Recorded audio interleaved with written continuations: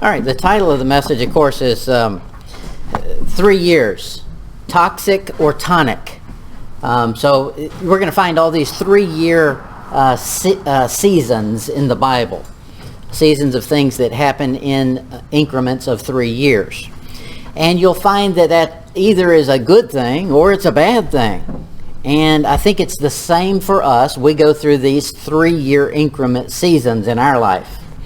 Look at it in Acts 20, verse 31. This, of course, is Paul.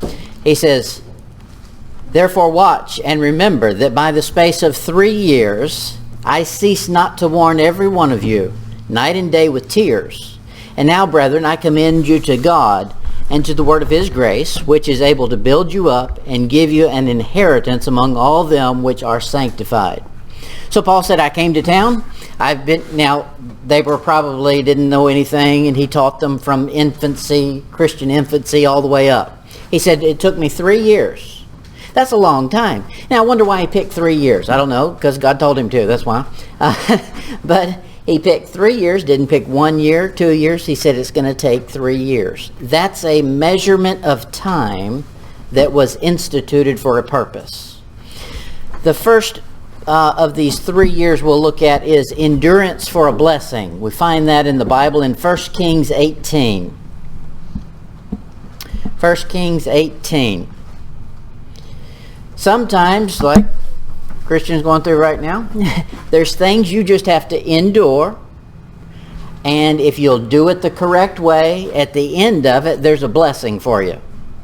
And that's just life. And sometimes in life you feel like, will this ever end? I'm just enduring it. Just keep on and do it right, and at the end it'll be a reward. 1 Kings 18, verse 1. "And it came to pass after many days." When you're enduring, that's what it feels like, many days. "That the word of the Lord came to Elijah in the 3rd year, saying, Go show thyself unto Ahab, and I will send rain upon the earth." Good, finally. "And Elijah went to show himself unto Ahab, and there was sore famine in Samaria." Now, the hero to our story that I'm going to talk about today is not Elijah. It's this next guy. Because Elijah kind of knows what's going on. He was the one that came in and said, there's not going to be rain till I say there's rain. And then he spent 3 years begging God, don't let it rain a drop until it's time, because I'll look like a liar. And so this next guy that we're going to see doesn't have all that information. Look at it in verse 3. "And Ahab called Obadiah, which was governor of his house. Now Obadiah feared the Lord greatly. For it was so, when Jezebel cut off the prophets of the Lord, that Obadiah took 100 prophets and hid them by 50 in a cave and fed them with bread and water." He's been doing this for 3 years. He doesn't know when the end is going to come, how it's going to come, whether or not he's going to be found out. Could you imagine this? For 3 years, he's trying to sneak off with enough goods for 100 people to feed them, and make sure he's not spied on as he's sneaking this food. You know, this was Old Testament DoorDash. Sneaking this food to the cave. I mean, that had to wear you out. He was just enduring it. And he did. And the good thing that happens is he gets to meet up with Elijah, and Elijah tells him it's about to end. Now that had to feel great. But he got that meeting, I think, because he was faithful and he endured it. Now he could have gone along with the crowd. He was already high up in the office. He was the governor. He didn't have to do this. He did it because it was right. And it cost him. And it was hard. It was a struggle. Okay, sometimes that's life. We're just supposed to do it.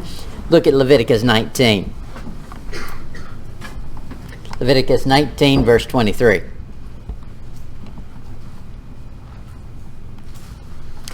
You'll remember that the children of Israel coming through the wilderness were fed by God. He gave them manna. Now that's a good deal right there. You're on his gravy train, literally. He's feeding you. You don't have to cook it. You don't have to go catch it. It's all him. But it says that when they got to Canaan, he cut off the food supply. Because now it's time for you to go cook and pick your own vegetables and grow your own stuff. Look what he says here in Leviticus 19, verse 23. And when ye shall come into the land, and shall have planted all manner of trees for food, then ye shall count the fruit thereof as uncircumcised. 3 years shall it be as uncircumcised unto you. It shall not be eaten of. Whew, that's a long time to wait. They're waiting 3 years. Now, of course, God allowed them to eat the fruit that was already there. That was their exception. The trees that are already there, I've already given to you, and you can have that. You're going to plant some new ones for 3 years. I don't want you touching it. Why? Because they planted it, and it's going to be them giving a gift back to God. He wanted it to refertilize the ground. Whatever reasons he has for it, he has. You just obey. So they've got to endure. They probably picked them out a good spot to plant a vineyard or whatever it is they're going to grow, and they got to sit there and watch it for 3 years. Look, it's really blooming this year. Look at all that fruit we got, but we can't touch it. 3 years, we got to wait. Okay, that's enduring. Yes? I heard our parents, that's what you need to do is like grow food and just ignore it for a while. Yeah. So that actually will grow from it. Mm-hmm. So picking it, that actually plant. Yeah, this was anything they wanted to eat. He said 3 years, it's uncircumcised. I'll let you eat it in the 4th year. Isaiah chapter 20. Now here's a tough case. Isaiah 20, verse 3. This is Isaiah. We're in the book of Isaiah. You know, it's about prophecies that God gave to Isaiah. We don't get a whole bunch of biography of Isaiah, but here's a little bit of his personal story. Isaiah 20, verse 3. And the Lord said, like as my servant Isaiah hath walked naked and barefoot 3 years for a sign and wonder upon Egypt and upon Ethiopia. He's going to go on and say, this is the way I'm going to kick them out of their own land. They're going to run away barefoot and naked. And they do. Now, could you imagine that? God telling you, I want you to go be a walking shame. And for 3 years you got to do that? Whew. That's taking some enduring right there. I think I'd have said, Lord, call somebody, but not me. I'll support them, but I ain't signing up for that one. What's the next mission you got? Now, he endured, and he got some great things that nobody else got. Look at Isaiah 43. Isaiah 43, verse 1. Most of Isaiah's prophecies are this. God's coming in, and he's lowering the boom, and he's gonna give his vengeance on this nation or that nation. And he covers more than just Israel. He preaches to the heathen as well. But here's a great message he gets. Isaiah 43, 1. But now thus saith the Lord that created thee, O Jacob, and he that formed thee, O Israel, fear not, for I have redeemed thee. I have called thee by thy name, thou art mine. When thou passest through the waters, I will be with thee. And and through the rivers, they shall not overflow thee. When thou walkest through the fire, thou shalt not be burned, neither shall the flame kindle upon thee. For I am the Lord thy God, the Holy One of Israel, thy Savior. I gave Egypt for thy ransom, Ethiopia, the Seba for thee. Since thou wast precious in my sight, thou hast been honorable, and I have loved thee. Therefore will I give men for thee and people for thy life. Now you would enjoy taking that message to Israel, wouldn't you? But it didn't just come overnight. He had to endure some things first. And that'll be the same for us. Sometimes life is going to hand us situations we just have to endure. Endure them correctly. If you endure them correctly, a blessing waits on the other side.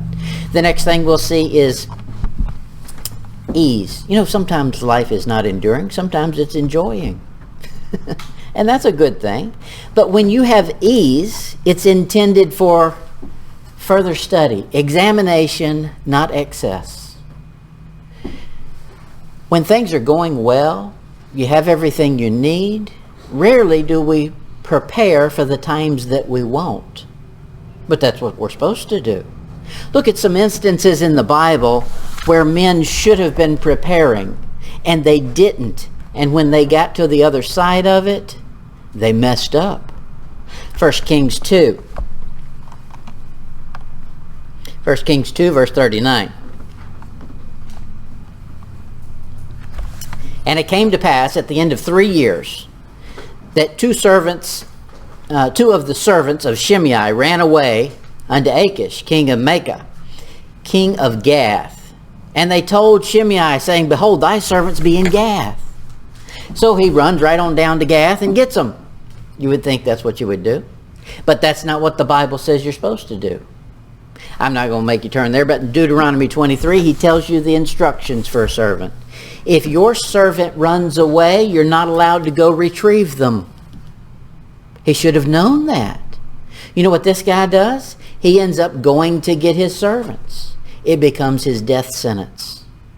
When he comes back, Solomon said, hey, you agreed you were going to stay in town, and you didn't. Therefore, off with your head. Ooh. He'd already agreed to that. Now, had he known his Old Testament? For 3 years, he's not had to do anything. The servants are doing it. Okay, he had plenty of time to go study the Old Testament. He could have brushed up on what the rules as being a master were. And he didn't.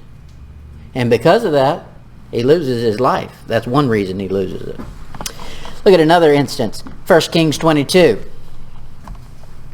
1 Kings 22, verse 1. And they continued 3 years without war between Syria and Israel. Whew, finally. Israel is living it up right now. No war. Things are peaceful. You know, we're getting everything we want. Well, Ahab says he's the king in the north. He says, you know, I want to go expand. But I don't want to do it by myself. I want some help. So he goes to verse 2. It says, and it came to pass in the 3rd year that Jehoshaphat, king of Judah, came down to the king of Israel. He's going to team up with his long-lost tribe in the south. And he does. Now notice the wording. It says, the king of Judah came down. That's exactly what he did. He's in Jerusalem. Elevation-wise, it was down.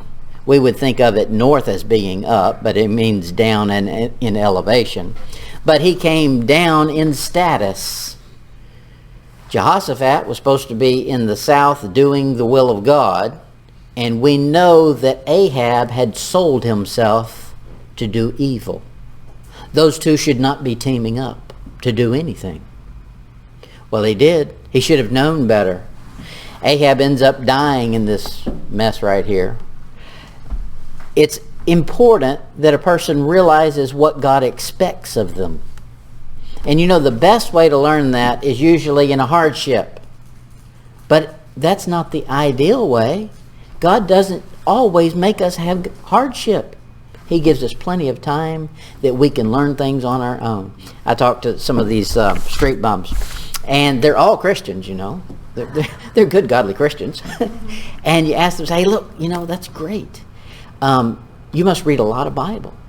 I wish I had the time you do to read the Bible. You must have it memorized. You know, it'd be great if I had the time you do. You know, I could really put some time into this and that.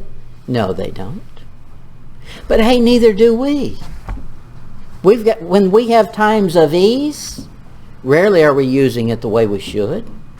Usually we find out after the fact, oh man, I wish I had done this and that. Okay, well then the test will repeat. You get a redo, a do-over. Look at Daniel chapter 1. Daniel 1 verse 5.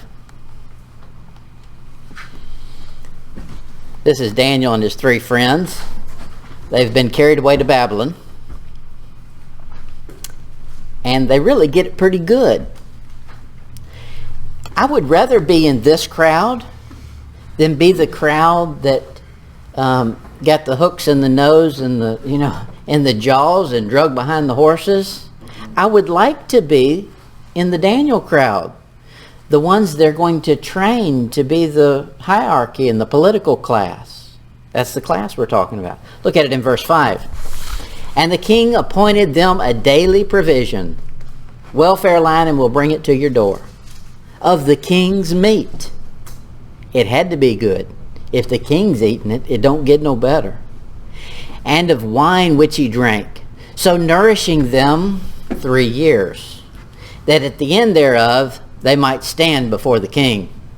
Okay, for 3 years, they're going to get everything a king would have.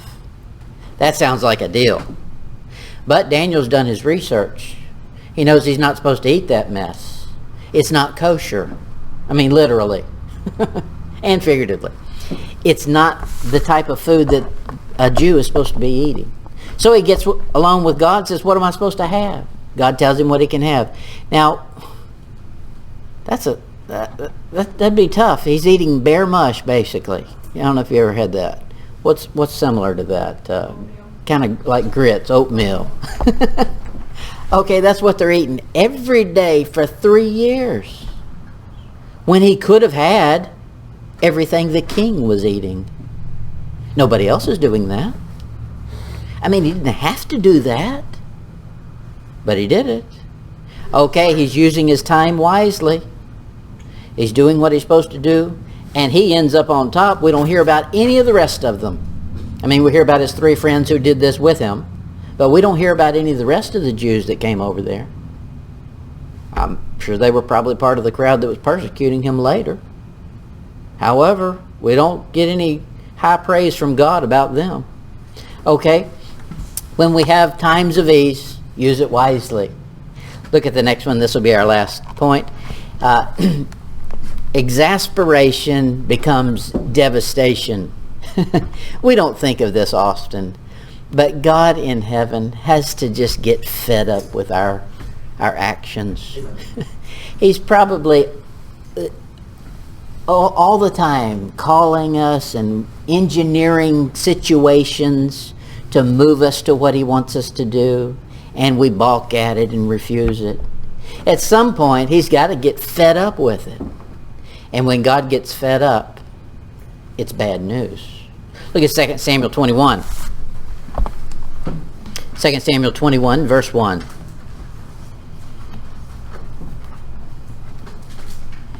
It says, Then there was a famine in the days of David, 3 years, year after year. And David inquired of the Lord, and the Lord answered, It's for Saul.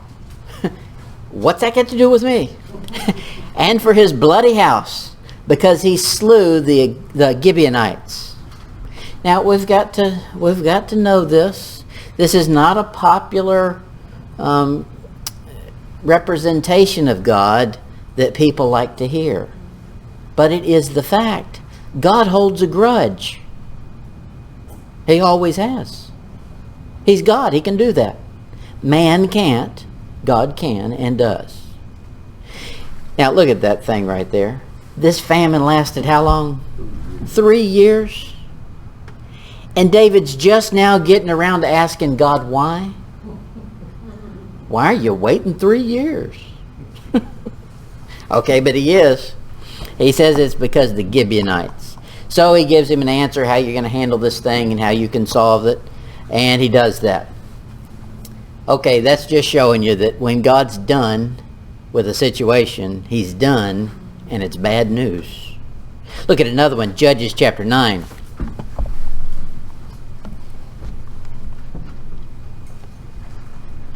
Judges 9, verse 22.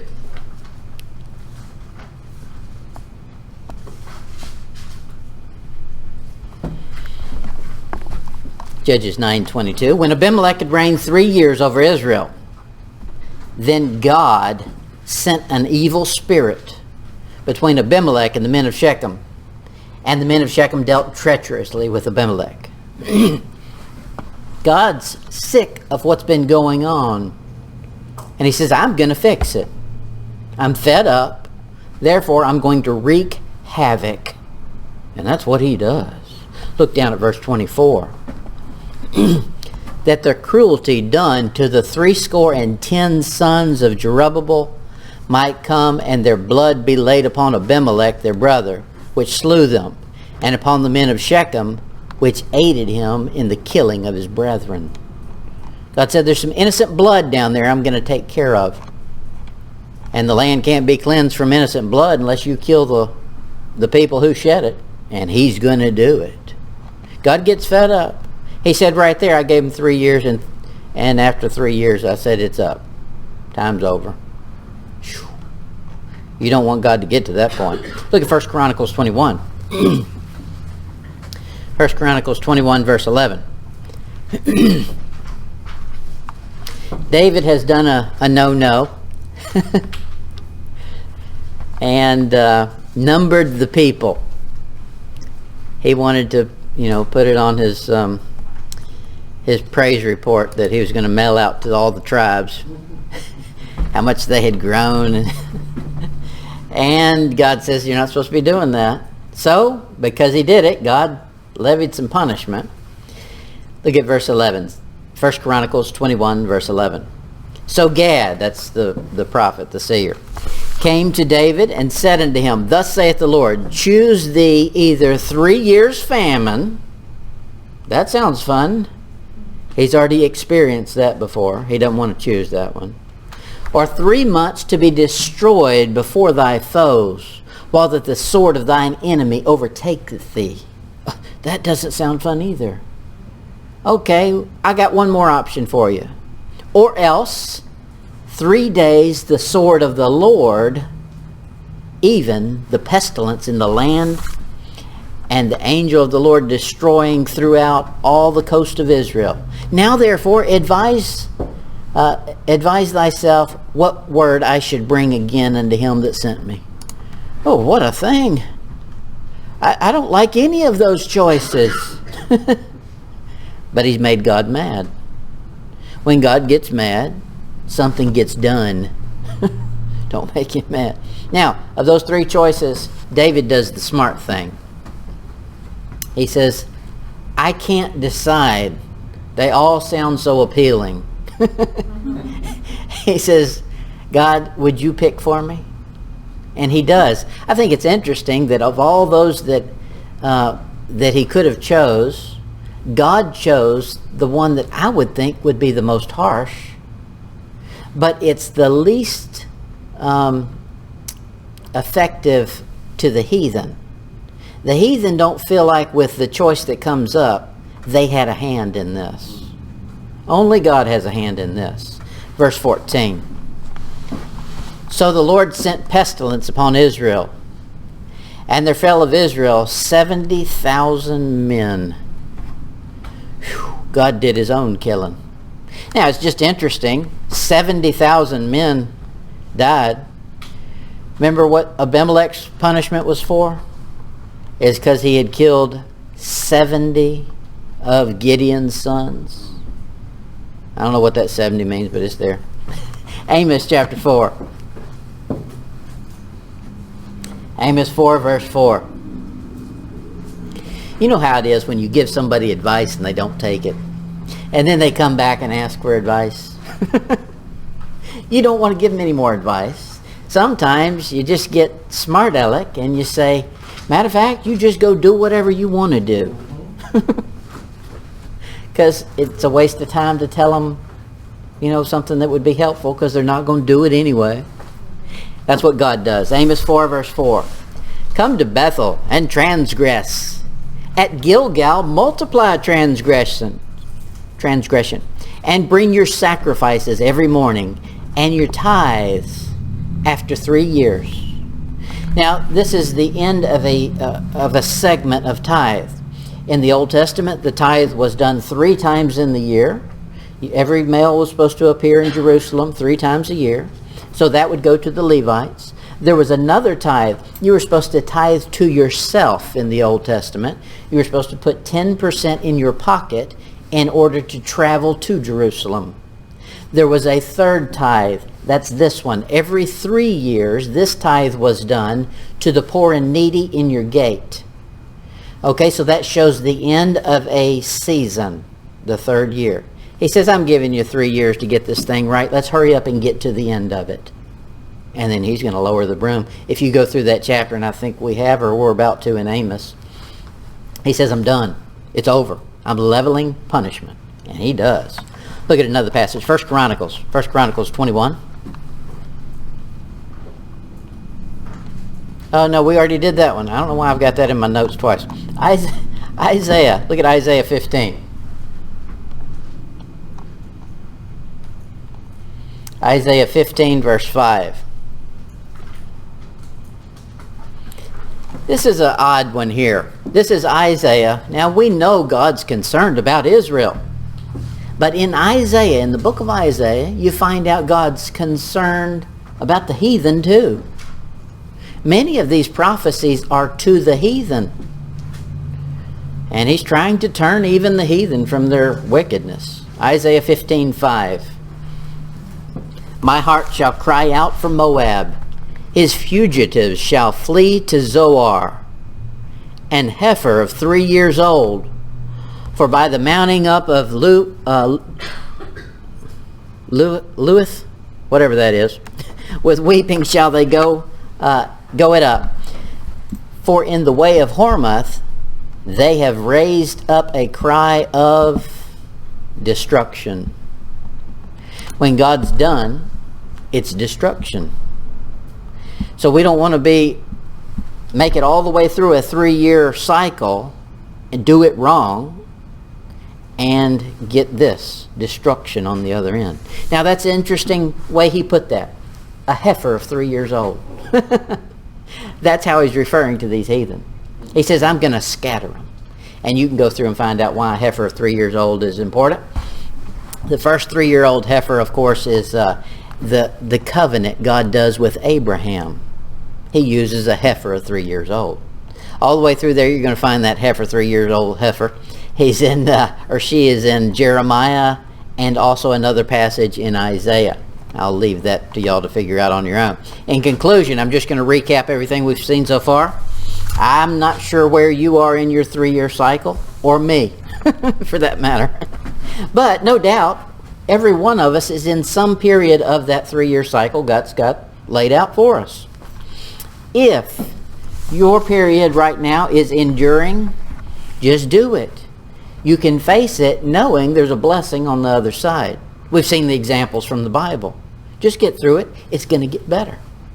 Now, that's not a pie-in-the-sky message. That's a Bible message. If you'll do things the way God intends you to, He always rewards you, and He rewards you better than you deserve. So, hey, it's a great thing. For only a Christian gets that. I've often said this. You know, it's only a Christian who gets evolution. An evolutionist gets entropy. For a Christian, things get better and better, but not for the lost world. For them, it gets worse and worse. Okay, the next thing I'll say in our conclusion is this. If life feels tranquil, I know it doesn't often, but if you've got that rare moment where everything seems to be going well, use your time wisely. It's intended to be study hall time. Research. Find out what God's wanting you to take your time and learn rather than have to learn it the hard way. And what we saw in our last point is that God's long-suffering, we know that, but when it expires, devastation follows.